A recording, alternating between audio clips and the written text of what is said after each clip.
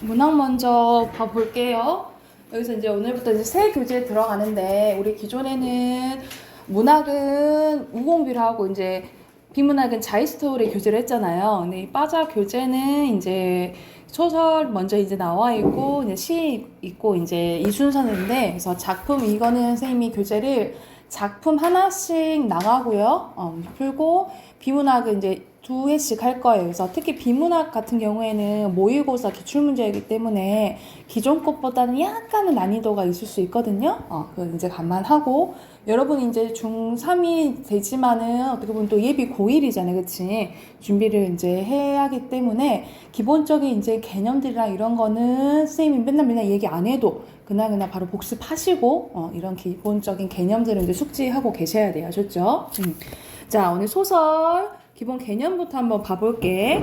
우리가 소설은 허구의 이야기죠. 그치? 가짜를 만들어낸 이야기인 거야. 특히 현실에 있음직한 일을 작가의 상상력에 의해서 꾸며낸 허구의 이야기라고 보시면 됩니다.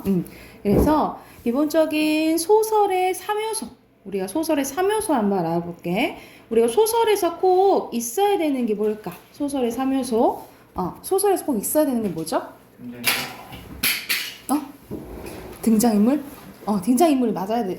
여기서 인물, 사건, 배경 나와 있잖아요. 그치? 맞긴 한데, 이거는 더 작은 개념이고요. 꼭 있어야 될 큰 개념이 있는데, 소설에서 우리가 항상 뭐밖에 전체적으로 하고 싶은 말이 있겠지. 그치? 그게 뭘까? 하고 싶은 말. 의미. 하고 싶은 말. 전달하고자 하는 거. 주제. 그렇지. 주제. 소설에서 있어야 되는 게 주제고요. 그리고 어떻게 이루어져 있는지, 그걸 뭐라 하냐면 구성이라고 해요. 구성. 그리고 우리가 작가마다 쓰는 스타일이 다르다잖아요. 그치? 그게 드러나는 게 뭐냐면 문체입니다. 그래서 소설의 3요소는 주제, 구성, 문체, 이렇게 알아두시면 되고, 그리고 이 구성의 3요소가 나와 있는 인물, 사건, 배경이라고 보시면 돼요. 인물, 사건, 배경이라고 보면 돼. 그리고 자, 문체는 또 3가지로 나뉘어지거든요. 그러니까는 어떻게 나뉘냐면, 우리가 글 딱 보면은 쭉 써져 있잖아요. 그치? 어떤 상황인지 쭉 쓰는 걸 뭐라 하냐면 서술이라고 해요. 서술이라고 하고, 그리고 그림 그리듯이 표현하는 거. 예를 들어서 그는 머리가 짧고 우수에 젖은 눈을 가졌다. 이런 식으로 하면은 읽으면 우리가 떠올려지지 않아. 그치? 그림 그리 표현하는 것을 묘사라고 하고요. 우리가 소설에 줄글만 있는 게 아니잖아. 대화도 나오잖아요. 그쵸?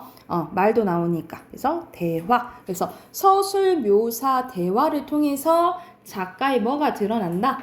문체가 드러난다. 이렇게 기억을 하시면 돼요. 그래서 이 표가 딱 머리에 이제 들어가 있어야겠지. 그치? 그래서 여기서는 소설의 특히 구성 요소로 나와 있잖아요. 그치? 구성 요소 3요소예요. 인물, 사건, 배경인데 보통 인사배 이렇게 얘기하기도 하는데, 자, 인물은 소설 속에 등장하는 사람으로 인물도 유형이 나뉘거든요. 근데 많이 있긴 한데 대표적으로 여러분이 알아야 될 거면 선생님이 얘기를 해줄게. 보통 성격이 한번 정해지면 안 변하는 경우가 있고 변하는 경우가 있어요. 그래서 만약 안 변하면 평면적 인물이라고 하고요. 변하면 무슨 인물이랄까? 평면이 아니야. 평면이 아니면 뭘까? 입체, 그렇지. 입체적 인물이라고 해요. 그래서 평면은 성격 변화가 없는 거, 그리고 입체는 성격 변화가 있는 거라고 보시면 돼요. 그리고 우리가 효녀 하면 누가 생각나지? 효녀 하면 심청이 이렇게 기억나지, 그치? 연려 하면 춘향이 이런 것처럼 어떤 사회계층을 대표하면 전형적 인물이라고 하고요. 어떤 사회계층을 대표해, 이런 약간 형식 정해져 있는 거야. 그렇지 않으면 개성적이다라고 봅니다. 개성적이라고 보면 돼. 특히 이렇게 평면적인 거나 정형적인 인물은 어디서 많이 나오냐면 예전 고전 소설에서 많이 나오고요. 입체적이나 개성적은 보다 현대 소설에서 많이 나온다 라고 보시면 됩니다. 현대 소설에서 많이 나온다 라고 기억을 해두시면 돼요. 자, 그리고 그 다음에 사건, 인물들 사이에서 벌어지는 이를 이제 사건이라고 이제 부르는데, 여러분 사건에서 자 우리 소설에서 없어서는 안 되는 거 뭘까? 갈등. 그렇지, 갈등. 갈등이 있어야 되는데, 왜냐면 갈등이 없으면 뭐가 없을까? 갈등이 없으면 이야기에 뭐가 없죠? 재미가 없겠죠, 그렇지? 왜냐면 예를 들어서 러브 스토리라고 생각해보자. 처음에 이렇게 남녀가 이제 만나서 막 꽁냥꽁냥거려. 처음에는 막 달이 막 이렇게 연애하는 것 같고 좋긴 하겠지, 그렇지? 근데 계속 꽁냥거리기만 해. 그러면 조금 지겹겠죠, 그렇죠? 약간 이런 오르락내리락이 있어야겠지, 그렇지? 그래서 갈등이 필요한데, 갈등은 여러분이 아시다시피 두 가지로 나뉘어져요. 혼자 고민하면 내적 갈등, 그리고 겉에 있는 외적 갈등이 있는데, 외적 갈등은 또 네 가지로 나뉘어집니다. 인물과 인물 간의 갈등, 인물과 사회의 갈등, 인물과 자연의 갈등, 인물과 운명의 갈등, 이렇게 네 가지로 나뉘어진다라고 보시면 돼요. 그래서 갈등은 크게 두 가지인데, 내적 갈등, 외적 갈등. 외적 갈등에는 뭐가 있다? 인물과 인물, 인물과 사회, 인물과 자연, 인물과 운명, 이렇게 있다라고 생각을 하시면 돼요. 그리고 마지막 배경입니다. 배경은 우리가 보통 시간적 배경, 공간적 배경을 이렇게 하잖아, 그지? 근데 이거는 묶어서 뭐라고 하냐면 시공간적 배경이라 하지 않고 자연적 배경이라고 해. 묶어서 자연적 배경이라고 하고, 자, 배경에는 또 한 가지가 더 있어요. 사회적 배경이 있는데, 사회적 배경은 우리가 보통 역사적인 거 관련된 거, 우리가 배경이 뭐가 많이 나오지? 뭐 일제강점기라든지, 아니면은 우리가 뭐 독재 정권이었던 시절이든지 뭐 이런 거로 있잖아. 이러면 사회적 배경이라고 하고, 그냥 시간적, 공간적은 묶어서 자연적 배경이라고 한다라고 보시면 돼요. 여기까지 됐을까요? 자, 그러면 소설의 구성 단계로 가볼게요. 소설의 구성 단계는 5단계예요. 여러분이 아시다시피 발단, 전개, 위기, 절정, 결말. 이거는 점점점 갔을 때 뭐가 심화되는 거야?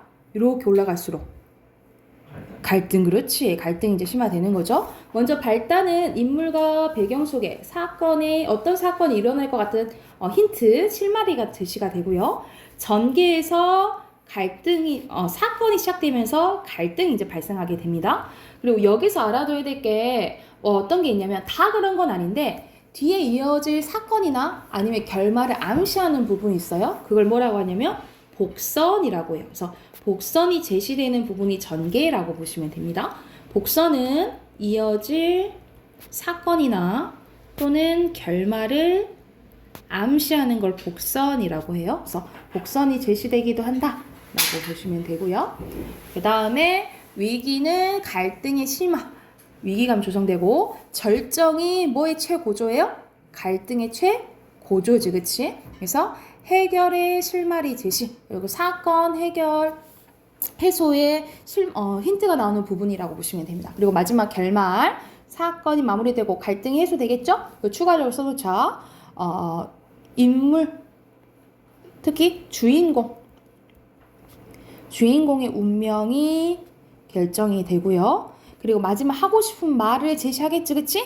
주제가 제시된다 라고 보시면 됩니다. 이게 마지막 결말의 단계에서 나오는 부분이라고 보시면 돼요. 그래서 주인공의 운명이 결정되고 주제가 제시되는 부분이 어디? 결말이라고 보면 되겠죠.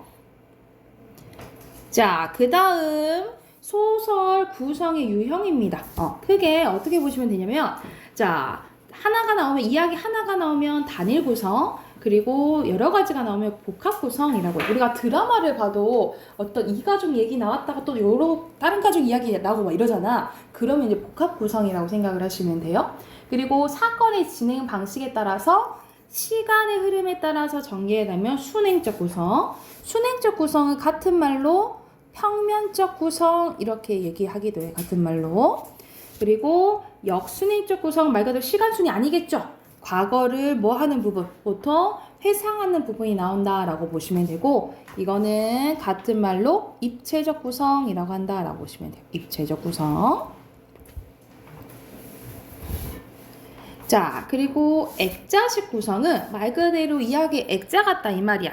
안에 이야기 있고 밖에 이야기가 있는 거예요. 그래서 이 모양이 액자 같다 해서 액자식 구성이라는 거야. 그래서 내부 이야기가 있고 외부 이야기가 있는데, 그러니까 예를 들어서 내가 막 요한이랑 막 이야기하고 있었어. 요한이랑 막 이야기하다가 근데 요한아 그 얘기 아니? 하면서 뾰로롱 하고 들어갈 때 있잖아. 이럴 때 이제 액자식 구성이라고 생각하시면 돼요. 그래서 이 경우에는 외부와 내부 이야기에 서술자가 다르다라고 보시면 됩니다. 외부, 내부 이야기에 각자 서술자가 다른 게 특징이라고 생각을 하시면 돼요.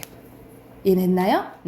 자, 이게 구성에 우리가 3단계 했고요. 인물, 사건, 배경에 대해서. 그리고 자, 아까 전에 선생님 문체가 드러나는 게 뭐 있다 했어? 서술, 묘사, 대화를 통해서 드러난다 했죠, 그쵸? 다 잠깐 봐볼게. 자, 서술은 서술자가 인물, 사건, 배경 등에 대해서 직접적으로 이야기하는 방법을 서술이라고 하는데, 인물을 소개해주거나 사건의 진행을 요약해서 전달할 때 주로 사용된다라고 보시면 돼요. 그러니까는 거의 우리 소설 다 진행되는 과정은 거의 다 서술이라고 생각을 하시면 돼요. 그리고 특히 인물의 심리나 상태, 동작, 사건, 배경들을 마치 그림 그리듯이 우리가 딱 떠올려지게끔 여기 쓰는 것을 묘사라고 해요. 그래서 독자에게 구체적이고 생생한 느낌을 전달하는 데 되게 효과적인 게 묘사라고 보시면 되고요. 그리고 세 번째, 등장인물들이 주고받는 말을 그대로 보여주는 게 뭐예요? 대화인데 이거는 말이잖아, 그치? 그러니까는 사건을 전개시키는 효과도 있지만 인물이나 성격의 심리를 어떻게 드러내요? 직접적이 아니야. 대화는 간접을 통해서 간접적이다라고 보면 돼. 왜냐면 말을 통해서 얘 이렇게 말하네? 얘 좀 버릇이 없네? 또는 이 말을 통해서 그 사람은 조금 성실하구나 이런 것을 알 수 있는 거잖아. 그래서 직접이 아니라 어떻게? 간접적으로 알 수 있는 게 대화다라고 생각을 하시면 돼요. 됐나요? 그러면은 여기 넘어가기 전에 밑에 8번, 8쪽, 9쪽 밑에 네 문제 있잖아요. 거기 문제 확인하고 넘어갈게요. 바로 지금 풀어봅시다.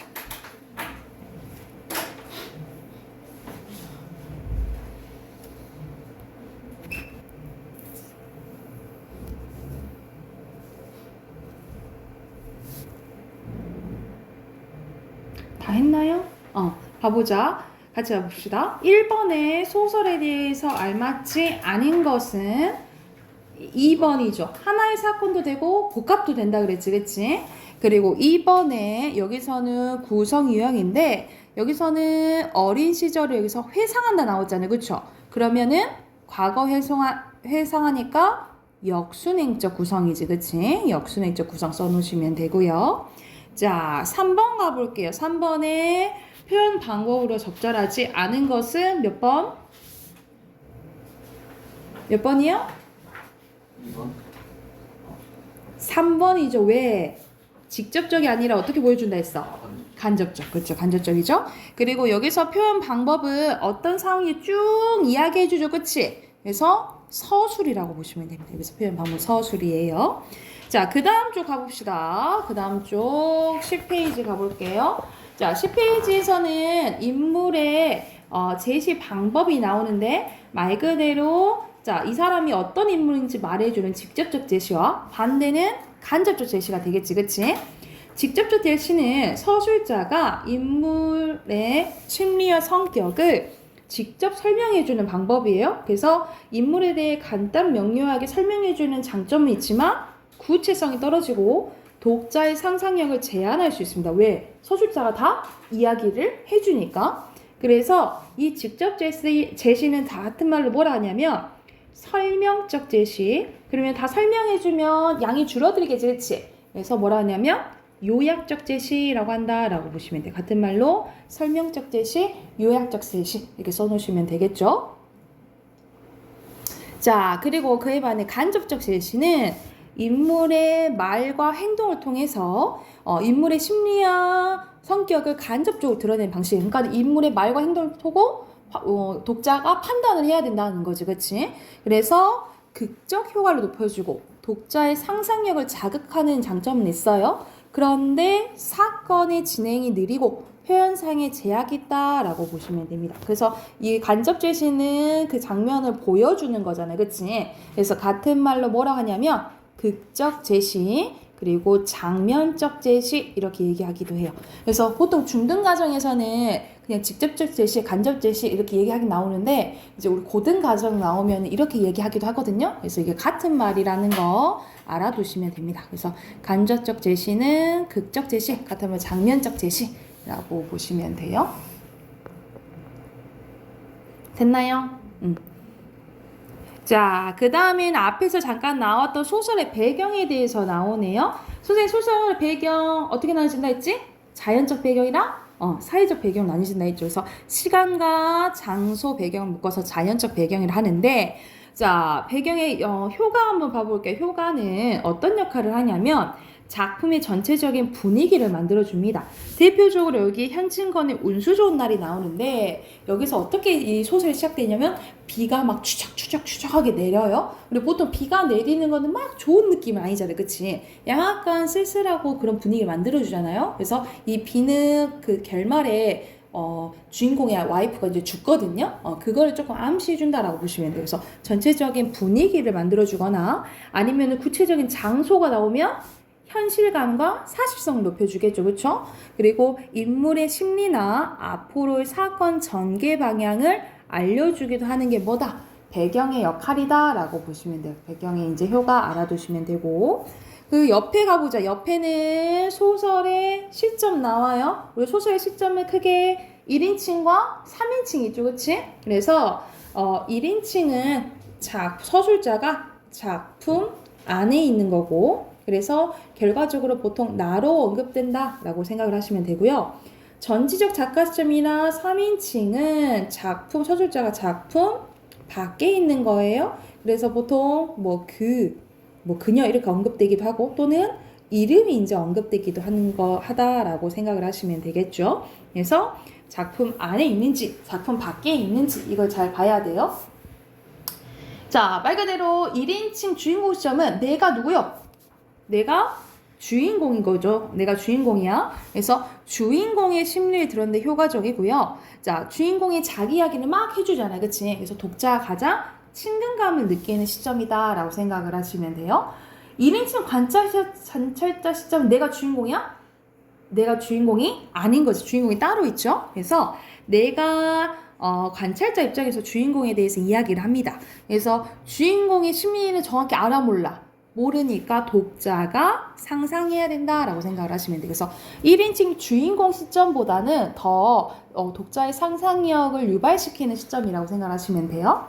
자, 그 다음에 전지적 작가 시점 봐볼게.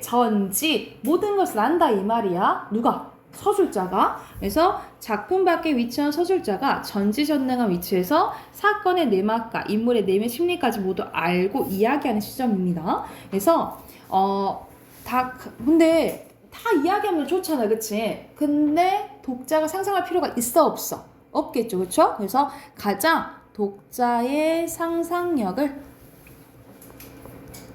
제한시켜주는 시점이라고 보시면 돼요.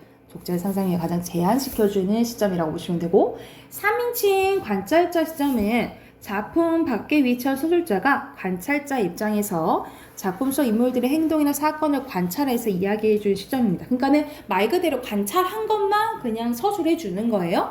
그래서 가장 가장 객관적이다라고 보시면 돼요. 그리고 다 독자가 뭐 해야 돼? 상상해야겠지, 그치? 그래서 가장 독자의 상상력을 유발시키는 시점 중에 하나다라고 생각을 하시면 됩니다. 자, 그러면 여기도 밑에 문제 있죠? 5번부터 8번까지 문제 풀고 확인하고 넘어갈게요. 지금 문제 풀어봅시다.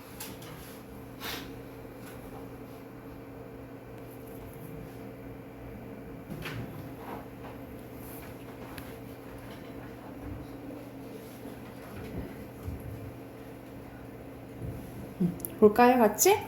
5번에 여기선 소설에서는 누가 다 설명해 주기도 해요? 그렇지. 여기서는 서술자가 다 설명해 주기도 하고 인물의 말과 행동을 통해서 간접적으로 드러내기도 하죠. 6번에 알맞지 않은 거? 5번. 그렇죠. 굳이 다 그러진 않겠죠. 그치? 그리고 밑에 7번에 보면은 동길이 하면은 동길이라고 나오니까 3인칭 이렇게 볼 수도 있겠죠. 그럼 3인칭 중에 동길이 심리가 나왔네. 그죠? 그러면 전지적?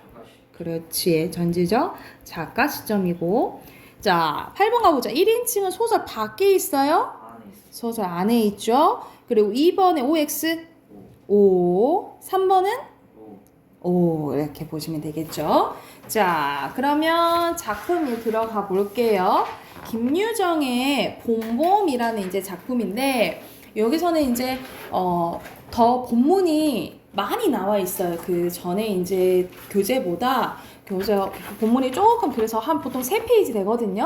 소설이 3페이지 되는데, 왜냐면 이제 좀 더 꼼꼼하게 볼 필요가 있는 거예요, 작품을. 그래서 김유정의 봄봄이라는 작품은 배경이 1930년대입니다. 1930년대 하면 우리가 다 일제강점기 떠올리잖아. 근데 이제 여기서는 일제강점기 언급이 아니고 어떤 것을 통해서 그 시대를 알 수가 있냐면 대릴사위제가 나와요. 이제 대릴사위제가 이제 나오는데 이건 뭐냐면 우리가 여자 남자 하면은 당연히 이제 남자가 조금 신체적으로 힘이 세고 노동력을 이제 상징을 하잖아요. 노동을 이제 상징을 하는데 만약 딸만 있어 그러면은 일할 사람이 없잖아, 그치? 그래서 어떤 이제 문화가 생겼냐면 이제 시집 보내기 전에 딸을 시집 보내기 전에 이제 짝을 이렇게 지어놓고 이 예비 사위 될 사람이 이 딸 집에 와가지고 몇 년 동안 일을 해줘요. 그러니까 노동력을 제공을 하는 거지. 그리고 보통 딸은 시집을 간다고 하잖아. 그 사람 집안 사람이 돼버리잖아요. 그러니까 그러기 전에 와가지고 이제 노동력을 이제 제공해주는 거라 생각하시면 돼요. 그래서 여기서는 나가 나오는데 이 내가 대리 사위로 지금 들어간 상황인 거예요. 그런데 이제 계속 장인 될 사람이 이제 결혼할 애가 점순이거든요. 근데 점순이랑 결혼을 이렇게 시켜줘야 되는데 자꾸 결혼을 안 시켜주는 거야. 그래서 핑계를 대는데 야 점순이 좀 키 좀 봐라. 키가 커야지 시집을 가지 이렇게 얘기를 해. 근데 몇 년이 지나도 키가 커 안 커? 안 크는 거야. 근데 얘는 좀 어리숙하게도 계속 노동력을 착취당하고 있는 상황이라고 생각하시면 돼요. 그래서 이것을 이제 기반으로 한번 작품을 한번 봐볼게요. 그래서 전체적인 스토리는 12쪽에 나와 있고 본문 바로 이제 들어가 볼게. 14페이지 가볼게요. 자, 14페이지 보면은 자, 별이별 여기서 어떤 상황이냐면 자기가 이제 못 참겠는 거야. 나 언제까지 일해야 돼? 못 참아. 시집 보내달라고 이제 장가 보내달라고 해야겠다. 라고 이제 얘기를 해서 여기서 이제 아는 친구인 뭉태라는 애가 있는데 이 뭉태가 이 상황에 대해서 좀 설명을 앞부분 해주는 겁니다. 별이별 소리를 다해서 그러니까 뭉태가 별이별 소리를 다해서 그대로 옮길 수는 없으나 뭉태가 해주는 줄거리는 이렇다 이러는 거야. 그래서 여기서는 뭉태가 한 말에 이제 뭉태의 말을 이제 요약을 해주는 거예요. 자, 우리 장인님의 딸이 셋이 있는데 맏딸은 재작년 가을에 시집을 갔다. 정말은 시집을 간 것이 아니라 그 딸도 대리사위를 해가지고 있다가 내보냈다라는 거야. 그런데 딸이 10살 때부터 19, 즉 10년 동안 대리사위를 갈아들이기에 이 대리사위를 통해서 뭘 알 수 있다고? 시대적 배경을 알 수가 있다고, 그렇지? 자, 동리에서는 이 장인이 사위부자라고 이름이 났다라는 거야. 우리가 사위부자라는 것을 우리가 부자라는 건 좀 좋은 거잖아. 근데 여기서 사위부자란 좋은 뜻일까? 아닌 거야. 그만큼 많이 갈아치웠다 이 말인 거야. 이거는 비꼬는 말이죠. 반대로 표현한 거야. 왜냐면 진짜 사위가 아니잖아. 그치? 그래서 여기서는 반어법이 쓰였다라고 보시면 돼요. 반대로 표현하는 거. 사위부자라고 이름이 났지만은 14놈이란 게 너무 많다 이 말이야. 장인님이 아들은 없고 딸만 있는 거로 그 다음 딸을 대리사위를 해올 때까지 부려먹지 않으면 안 된다라는 거지. 물론 머슴을 주면 좋지만 그건 뭐가 드니까? 돈이 드니까. 그래서 여기서 장인의 성격을 알 수 있는데 장인의 인색함을 할 수 있다라고 보시면 돼요. 우리가 인색한 건 뭐냐면 우리 짠돌이 있지. 짠돌이는 인색하다라고 해요. 그래서 장인의 인색함을 알 수 있고 일 잘하는 놈을 고르느라고 연판 계속 바꿔드렸대요. 또 한편 놈들이 욕만 줄창 퍼붓고 심의도 부려보니까 베리상에서 달아당이도 했겠지. 도망간 대리사위도 있었다 이 말이야. 점순이는 둘째 딸인데 내가 일테면 그 세 번째 대리사위요. 그러니까는 자기도 첫 번째도 아니고 세 번째로 들어오는 거야. 내 다음으로 네 번째 놈이 들어올 것을 내가 일도 참 잘하고 그리고 사람이 조금 어수룩하니까 그러면은 이거는 인물에 대해서 어떻게 제시된 거예요? 우리 앞에서 배웠잖아. 인물 제시 방법이 직접이야 간접이야? 어수룩하다라고 나왔잖아. 그러면 설명을 해준 거니까 직접 제시가 되겠죠? 이런 건 직접 제시인 거야. 장인님이 잔뜩 붙들고 놓질 않는다. 셋째 딸이 이제 6살, 적어도 10살은 돼야 대리사위를 할 테므로 그동안 죽도록 버려 먹어야 된다. 그러니 이제 속 좀 차리고 장가를 들여달라고 때를 쓰고 나자빠져 있어라 이것이다. 여기까지가 이제 뭉태가 한 말인 거예요. 뭉태가 야 이런 상황인 거야. 너 빨리 장가 보내달라고 해. 너 몇 년까지 일할 거야? 라고 이제 뭉태가 얘기를 해주는 거야. 그래서 나는 여기서 서술자죠. 그래서 여기서는 1인칭이고 결과적으로 1인칭 주인공 시점이라는 걸 알 수 있다라고 보시면 돼요. 나는 건성으로 엉엉 하고 기똥으로 들었대. 뭉태는 땅을 얻어 붙이다가 떨어진 뒤로 장인님만 보면 공연히 못 먹어서 어른거린대. 그러니까 뭉태는 장인에 대해서 좋지 않은 감정을 갖고 있다 이 말이야. 그래서 얘는 어차피 장인에 대해서 나쁘게 말하니까 해가지고 건성으로 들었다 이 말이야. 자, 그것도 장인님이 져달라고 할 적에 제 집에서 위한다는 감투를 선뜻 주면 저럴 리도 없었는걸. 그러나 나는 뭉태란 놈의 말을 전수히 고지 듣지 않았대. 꼭 고지 들었다면 간밤에 와서 장인님과 싸웠지 무사히 있었을 리가 없지 않은가. 그러면 딸에게까지 인심이 잃은 장인님이 혼자 나빴대. 실토이지 나는 점순이가 아침상을 가지고 나올 때까지 오늘 또 얼마나 밥을 담았나 이것만 생각하고 있었대. 상에는 된장찌개하고 간장동지, 조밥 한 그릇, 그리고 밥보다 더 수북하게 담긴 산나물이 한 대접이었는데 나물은 점순이가 틈틈이 해오니까 2접시고 4접시고 마음대로 먹어도 좋지만 밥은 장인님이 한 사발 왜 더 주지 말라고 해서 안 된다라는 거야. 그러니까 여기서도 장인님이 어떤 걸 알 수 있어? 짠돌이 면모를 알 수가 있는 거죠. 그렇죠? 그런데 점순이가 어느 날에 이렇게 나온 거야. 하면 내 상에서 내 앞에 상을 내려놓고 하는 소리가 구장님한테 갔다 온다. 갔다 그냥 온단 그래? 이게 뭐냐면 아까 전에 내가 불만을 가져서 누구한테 갔냐면 구장님한테 앞에서 갔거든요. 그래서 아니 장인님이 장가를 안 보내준다니까요. 결혼을 안 시켜준다니까요. 라고 했다가 그럴 수도 있지 하면서 그냥 오게 돼요. 그러니까 이 점순이가 이 소리 듣고 야 갔으면 뭐라도 결판에 지어야지 그냥 갔다 왔냐? 라고 이제 한 소리 하는 거야. 그래서 엊그제 산에서 같이 계속 쫑알거린대요. 딸은 내가 더 단단히 덤비지 않고 만 것이 조금 어리석었다. 속으로 그랬다라는 거지.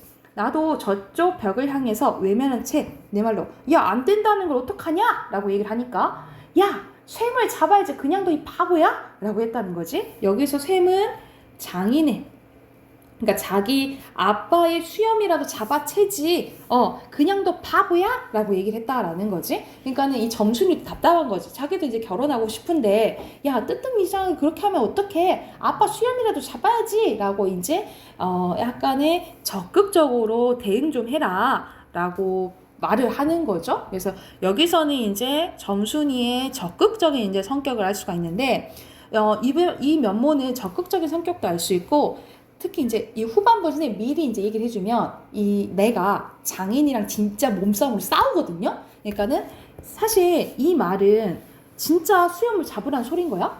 아니 그냥 조금 적극적으로 대응 좀 해라 이 말이잖아. 그래서 얘는 조금 어리숙하다 했잖아. 이걸 고지 굳대로 그냥 생각을 한 거야. 그래서 이거는 결과적으로 필기해 놓자. 이건 결과적으로 장인과 나가 다투게 되는 싸우게 되는 이렇게 써도 되겠죠? 싸우게 되는 계기가 된다 라고 보시면 돼요. 그래서 얼굴이 빨개지면서 성을 내며 안으로 셀쭉하게 튀 들어가지 않느냐. 이때 아무도 본 사람이 없었기 망정이지 보았다면 내 얼굴이 애미 잃은 황새새끼처럼 가엾다 했을 거다라는 거죠. 뭐처럼 직유법 쓰였죠. 그만큼 자기가 너무 가여운 상황이다 라는 걸 비유적으로 표현한 거예요. 자, 그 다음 쪽으로 가봅시다. 보시면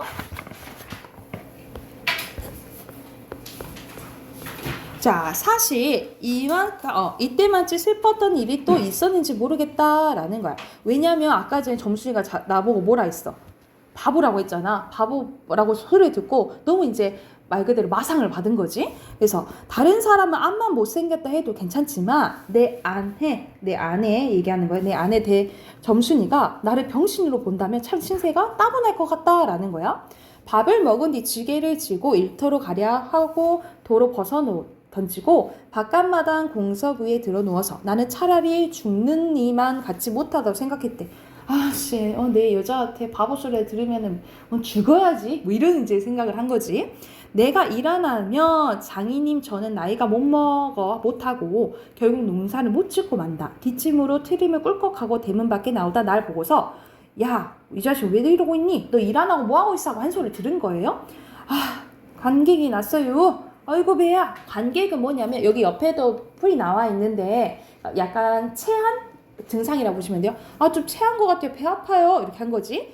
기가 밥 처먹고 무슨 관객이야. 남의 농사 버려주면 이 자식아. 너 징역 간다 봐라. 너 남의 농사 망치면 징역 가. 철컹철컹해. 사실 그러겠어? 안 그런 거지, 그치? 이건 약간 이제 나의 무식함을 알고 약간 협박하는 거라고 보시면 돼요. 가도 좋아요. 아이고 배야. 참만 난 일 안 해서 징역 가도 좋다 생각했대. 이루 아들을 낳아도 그 앞에서 바보 이렇게 별명을 들을 테니까 오늘 열쪽이 난다 해서 결정을 내고 싶었다라는 거야. 그러니까는 점순이의 말을 듣고 오늘은 결판을 내야겠다. 결혼시켜 줄 건지 말 건지 결판을 내야겠다 마음을 먹은 거예요. 장인님이 일어나라고 해도 내가 안 일어나니까 눈에 독이 올라서 저편으로 힝하게 가더니 지게 막대기를 들고 왔다. 그리고 그걸로 내 허리를 마치 돌 넘기듯이 콕콕 찔거서 넘기고 또 넘기고 했대. 밥을 잔뜩 먹고 따뜻한 배가 그럴 적마다 퉁겨지면서 벨창이 꼿꼿한 것이 여간 캥기지 않았다. 그래도 내가 안 일어나니까 이번에는 배를 지게 막대 위에서 쿡쿡 찌르고 발길로 옆구리 차고 했다라는 거죠. 그러니까 너무 막대하는 거지, 장인님이 나를. 장인님은 원체 심청이 굳어서 그렇지만 나도 저만 못지않게 배를 채웠다라는 거지. 그러니까 장인님도 보통 성격 아니지만 나도 보통 성격 아니거든? 이렇게 마음이 이제 먹은 거야. 아픈 것도 눈을 감고 넌 해라. 난 재미난 듯이 있었으나 볼기짝을 후려 갈기적인 나도 모르게 벌떡 일어나 그 수염을 잡아챘다마는, 그러니까는 진짜 수염을 잡아채버리게 된 거죠. 그래서 내가 골란 것이 아니라 정말 아까부터 벅은 부엌이에요. 부엌 뒤에서 울타리 구멍으로 점순이가 우리들의 꼴을 몰래 엿보고 있었기 때문이다 라는 거지. 그러니까 만약 그냥 있었으면 자기는 수염 같은 거 안 잡았을 텐데 누가 보고 있어? 점순이가 보고 있으니까 진짜 뭐를 잡아버린 거예요? 수염을 잡아버린 거예요. 이거는 이제 내가 점순이를 의식한 거죠. 내가 이제 점순이를 의식한 부분이다 라고 보시면 돼. 앞에서 한 소리 들었기 때문에. 가뜩이나 말 한마디 톡톡히 못한다고 반복을 하고 매까지 바보라는데 매까지 잠자코 맞는 걸 보면 진짜 바보로 알 게 아닌가. 또 점순이도 미워서 하는 이까지 놈의 장인님 나곤 아무것도 안 되니까 막 때려도 좋지만 사정 모아서 수염이나 채고 저기까지 잘 들리도록 일부러 이제 들리라는 듯이 이걸 까슬라보다 이거 하면 그을릴까? 이렇게까지 큰 소리를 친 거예요. 장인님은 더 약이 바짝 올라서 잡은 막대기로 내 어깨를 그냥 날려 갈겼대요. 정신이 다 아찔하다. 다시 고개를 들었을 때 그때 나도 온몸이 약이 올랐다. 이 녀석의 장인님하고 눈에 불이 퍽 나서 그 아래판 있는 넝알 그대로 떠밀려 굴려버렸대요. 기어오르면 굴리고 기어오르면 이러길 한 8번 할 때 그럴 적마다 왜 저 부려만 먹고 왜 성례 안 시켜주죠? 라고 얘기를 하는 거지. 이게 이제 두 사람의 갈등의 원인인 거죠. 왜 결혼 안 시켜주냐 이 말이야. 나는 이렇게 호령했대. 하지만 장인님이 선뜻 오냐 내리라도 성례 시켜주마 했으면 나도 성가신 거 그만두었을지 모른대. 나야 이러면 때린 건 아니지만 나중에 장인 쳤다는 누명을 안 들터이고 얼마든지 해도 좋다라는 거야. 그런데 이 상황에서 마지막 句 봐볼게요. 자, 한 번은 장인님이 헐떡벌떡 기어서 오르더만 내 바지가랑 이렇게 노리고서 단박에 움켜쥐고 매달렸다라는 거야. 그러니까는 남자의 거기를 이렇게 잡은 거지, 그치? 그러면은 당연히 소리가 나겠죠, 그치? 소리치고 나는 그만 세상이 다 팽그르 도는 것이 빙장님, 빙장님! 이렇게 막 소리 질렀다라는 거예요. 여기서 빙장님은 같은 말이 이제 장인어른, 장인어른 이렇게 얘기하는 거로 보면 돼. 그래서 빙자가 우리가 장인 쪽을 얘기하거든요. 그러니까 우리가 지금 여러분 잘 모르겠지만 나중에는 이제 뭐 우리가 크면서 여러분 성인 뭐 결혼식도 많이 갈 거고 막 장례식도 갈 수 있잖아. 그때 부고장이 날아올 때 뭐 빙부, 빙모 이렇게 쓰는 경우가 많거든요. 이거는 이제 장인어른, 장모님 얘기한 거라 생각하시면 돼. 빙자는 그거라 생각하면 돼. 이 자식 잡아먹어라, 잡아먹어. 아, 할아버지 살려주세요. 그러니까는 빙장님에서 호칭이 뭐로 변해? 할아버지로 호칭 변하죠. 그만큼 여기서는 이 상황에 웃음을 유발하는 부분이라고 보시면 돼요. 우리가 웃음을 유발하면 해학성이 높아진다라고 해요. 그래서 여기서는 해학성이 돋보이는 장면이라고 생각하시면 됩니다.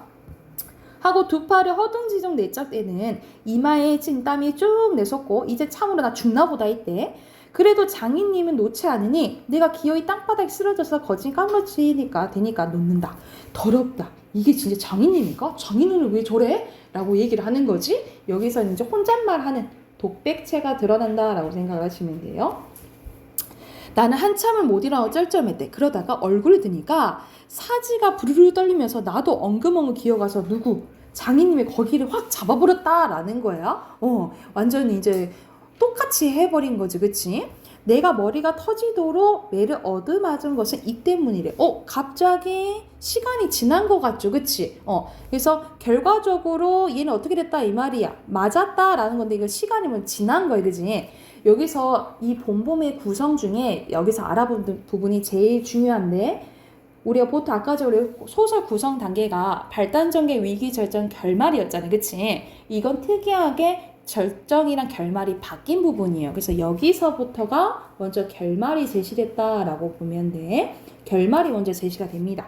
그래서 결말은 내가 머리가 터지도록 매를 맞은 것이 이 때문인데 그러나 여기가 또한 우리 장인님이 유달리 착한 곳이래. 보니까는 누가 진 것 같아? 내가 진 것 같지, 그치? 장인님이 갑자기 착하대. 여느 사람이면 사경을 주어서라도 당장 내쫓았지. 또 터진 머리를 불솜으로 손수 지져주고 호주머니 회원 한 봉을 넣어주고 올 가을엔 꼭 성례시켜주마. 암만 말고 콩밥가루 라고 했다라는 거지. 이렇게 등 두들겨줄 사람 누구냐? 나는 장인님이 너무 고마워서 눈물까지 났다라는 거지. 그래서 빙장님 다시는 안 그러겠어요 하면서 맹세를 하면서 부랴부랴 지게를 지고 일터로 갔대. 그러나 이때는 그거 알았다 몰랐다 이 말이야. 그래서 여기까지가 결말이고 다시 이제 절정 부분 현재 그리고 과거로 나오는 거야, 그치? 그러니까 여기서는 구성이 순행적인 거예요. 순행적이 아닌 거지, 그치? 그래서 여기 부분이 이제 역순행이다라고 보시면 돼요. 역순행적 구성인 걸 알 수가 있겠죠? 그러나 이때는 그걸 모르고 장인님을 원수로만 여겨서 잔뜩 잡았다라는 거지. 야, 이놈아 놔라. 근데 나는 안 놨다라는 거야. 그러니까 장인님이 나한테 뭐라 그래? 할아버지라고 얘기가 했다라는 거지. 이거는 완전 해악성의 최고조인 부분이라고 보시면 돼요. 왜냐면 장인 어른이 사이 될 사람한테 할아버지 이렇게 한 거잖아요, 그치? 이래도 안 되니까 얘 점순아 이 악장의 안에 있는 장모님과 점순이가 헐레벌떡 단숨에 뛰어나왔다. 나의 생각에 장모님은 당연히 자기 남편이니까 남편 편을 듣지도 모른다라는 거야. 그러나 점순이는 내 편을 들어주겠지? 라고 생각을 했는데 그런데 이게 웬 속인지 아버지 혼내주길 지가 그래놓고 와서 이그머니 망할 게 아버지 죽이네 하면서 내 길을 잡아당겨 마냥 우는 것이 아니냐라고 했던 거야. 그러니까 나의 예상과 달리 누구 편을 들어? 자기 아빠 편을 든 거야. 이런 이제 이중적인 태도 때문에 내가 어떻게 완전 힘이 빠져버린 거예요. 그래서 이 이중적인 태도가 극적 반전의 효과를 가져온다라고 보시면 돼요. 그래서 나는 여기에 기운이 탁 꺾여 얼빠진 등신이 되고 말았다라는 거죠. 장모님도 덤벼들어서 한쪽 귀마저 뒤로 채가면서 또 우는 것이다. 오른쪽 보서 이렇게 꼼짝 못하게 해놓고 장인님은 지게 막대를 들어서 나를 낙여 조겼대요. 그러나 나는 굳이 피하지도 않고 암만 해도 그 속을 알 수 없는 점순의 얼굴만 멀거니 들여다보았다라는 거지. 그러니까는 점순이 이중적인 태도에 나는 뭐하게 버린 거예요? 망연자실해 버렸다라고 보시면 되겠죠. 이 자식 장인님에서 할아버지 소리가 나오도록 해? 하고 이렇게 끝나게 돼요. 그래서 이것은 구성이 약간 특성이 있는 거지. 여기서는 절정이랑 결말이 바뀌었다. 이거 기억을 해 두시면 돼요. 그리고 이제 갈등 원인 보시면 되겠죠. 이해됐나요? 그러면 여기도 해당하는 문제 앞에서부터 여기는 그 앞에 그 스토리 나오는 부분죠. 13쪽 있죠. 여러분 13쪽에도 밑에 문제 있거든요. 13쪽부터 20쪽까지 숙제해 오세요. 20쪽까지 숙제해 오시고 우리 비문학 꺼내 봅시다.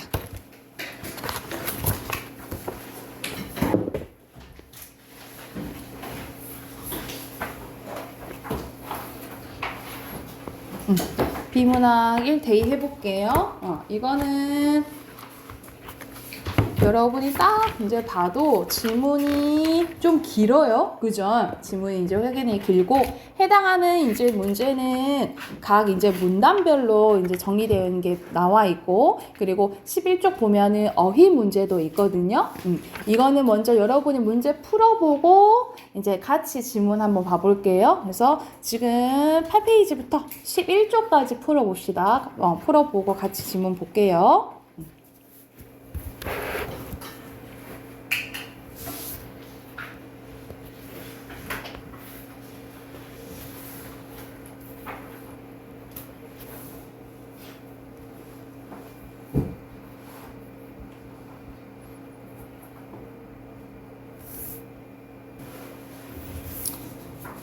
같이 한번 봐볼까요?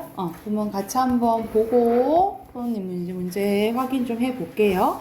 확실히 조금 어휘가 좀 어려워졌죠, 그치? 그래가지고 이제 내용도 이제 좀 난이도가 있는데 여기서 이제 순자의 하늘을 보는 관점에 대해서 이제 나와요. 첫 번째 문단도 보면 고대 중국인들은 인간이 행하지도 못하는 불가능한 일은 그들이 신성하다고 생각한 하늘에 의해서 해결 가능하다라고 이제 봤는데 그리하여 하늘은 인간에게 자신의 의지를 심어 두려움을 갖고 복종하게 하는 의미뿐만 아니라 인간의 모든 일을 책임지고 맡아 처리하는 의미로 뭘 생각했다 이 말이에요. 하늘을 생각했다 이 말이에요. 그래서 그 당시에 하늘은 이 중국 사람들한테 인간에게 행운과 불운을 가져다 수 있는 힘이고 인간의 개별적 또는 공통적 운명을 지배하는 신비하고 절대적인 존재라는 믿음이 이때 형성되었다라는 거예요. 이러한 하늘에 대한 인식은 결과적으로 하늘을 권성징악의 주재자로 보고 그리고 모든 새로운 왕조의 탄생과 정치적 변천까지도 그것에 의해 결정된다는 믿음의 근거로 작용했다. 그러니까 막 임금은 하늘이 내려줬다 이런 소리를 하잖아. 이렇게 만들어졌다라는 거예요. 그러나 이런 하늘에 대한 인식은 인간의 지혜의 성숙과 문명의 발달로 인한 새로운 시대의 요구에 의해서 대폭 수정될 수밖에 없었다라는 거지. 그러니까 뭐 때문에 바뀌게 됐다 이 말이야? 인간의 지혜가 성숙되고 문명의 발달로 새로운 시대의 요구에 따라서 뭐가 하늘에 대한 인식이 변화가 됐다 이 말을 하고 싶은 거잖아요. 그렇죠? 그러면 어떻게 변했는지 대표적으로 이제 순자가 본 관점이 나옵니다. 순자의 하늘에 대한 주장은 그 당시에까지 진행된 하늘의 논리가 엄격하게 구분될 뿐만 아니라 그것을 매우 새롭게 변화시킨 하나의 획기적인 사건을 규정질 수 있는데요. 자, 순자는 하늘을 그냥 뭐로 봤대? 그 무슨 절대적인 주제죠? 아니 그냥 자연 현상이야 이렇게 봤다라는 거야. 그가 생각한 하늘은 별, 해와 달, 사계절, 추위와 더위, 바람 등의 모든 자연현상을 가리키는데 따라서 하늘은 사람을 가난하게 만들 수도 없고, 병들게 할 수도 없고, 재앙을 내릴 수도 하기 없고, 그 부자로 만들어줄 수밖에 만들어줄 수도 없고, 기룡화복을 줄 수도 없다라는 거야. 그러니까는 사람들이 치잇에 나라가 잘 되고, 나은새 어려운 것을 하늘과 그냥 연결시키는 것은 심리적으로 하늘에 기대는 거다라는 거죠. 그러니까 우리가 그러잖아. 힘들 때 종교에 기대잖아요. 그러니까 갑자기 종교에 이제 자기가 힘들면 조금 의지가 되니까 종교를 믿잖아. 그런 것처럼 하늘에 기댄다라는 거죠. 치세든 난세든 그 원인은 사람에게 있지 하늘은 무관하다라는 거야. 이 사람은 사람에게 의지가 있는 거지 하늘과는 상관이 없어 라고 생각을 했다라는 거죠. 사람이 받게 되는 재앙과 복의 원인도 모두 자신에게 있을 뿐 불변의 질서는 하늘에 있지 않다라고 하고 누구를 생각했다 이 말이야. 이건 계속 이제 순자 생각 나오는 거야. 하늘은 그 자체 운행 법칙을 따로 갖고 있어. 인간과 길이 다르다라는 거죠. 천체 운행은 불변의 정규 궤도에 따르는데 해와 달과 별이 움직이고 비가 내리고 바람이 부는 것은 모두 제 나름의 길이 있는 거죠.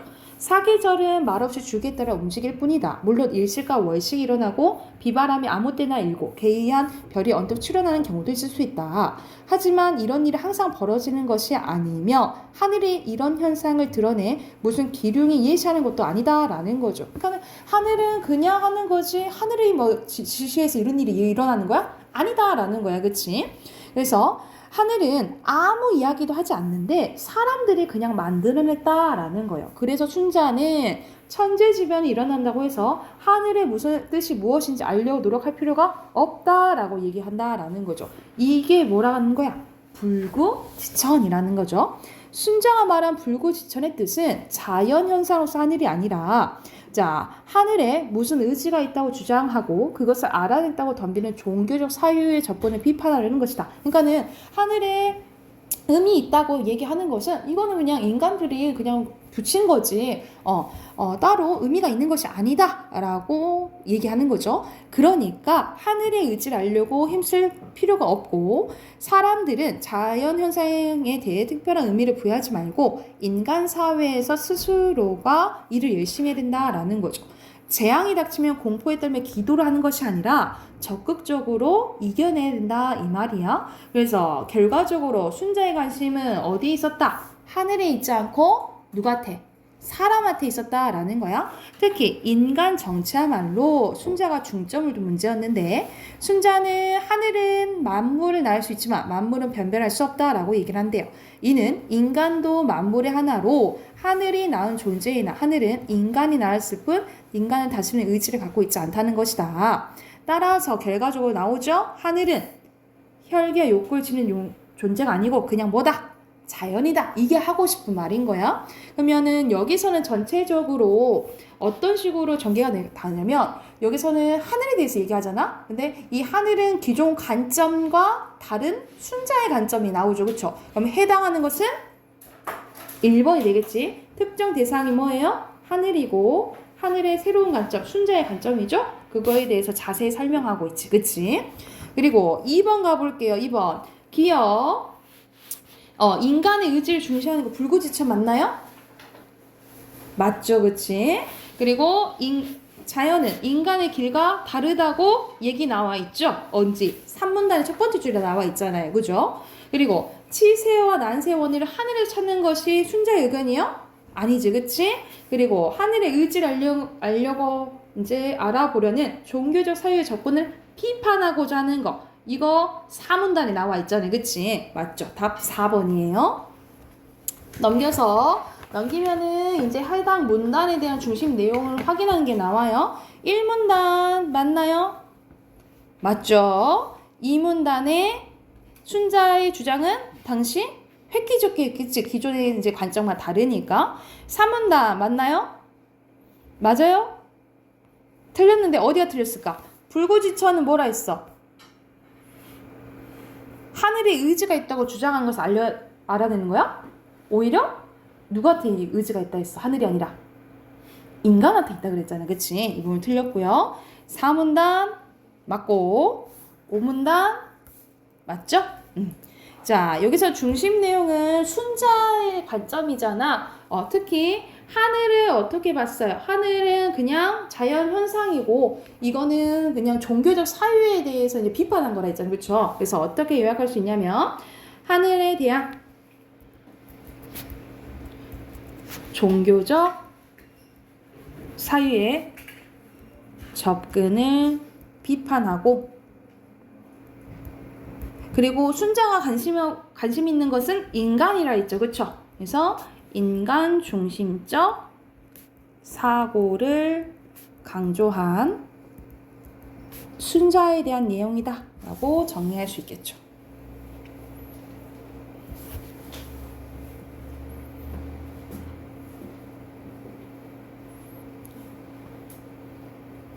됐나요? 그러면 3번에 빈칸 뭐예요? 뭐로 인식했다 했지?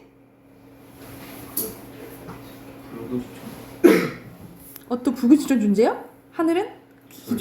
그렇지. 절대적인 존재라고 인식을 했고 여기서 이제 하늘에 대한 순자의 태도 여기서 드러나는 거죠. 하늘은 그냥 뭐뿐이다. 자연 현상에 불과하고 그리고 하늘의 뜻이 무엇인지 알려고 노력할 필요가 없는 게 불구지천이죠. 여기가 이제 불구지천이고 그러면 결과적으로 어떤 것에 관심을 뒀다 해서 하늘이 아니고 인간. 그렇지. 인간 중심적 사고를 한 순자라고 보시면 돼요. 자, 11쪽에 어휘로 가볼게요. 어휘. 자, 두루 생각하는 일. 이거는 사유고요. 분별하고 판단하는 것이 인식.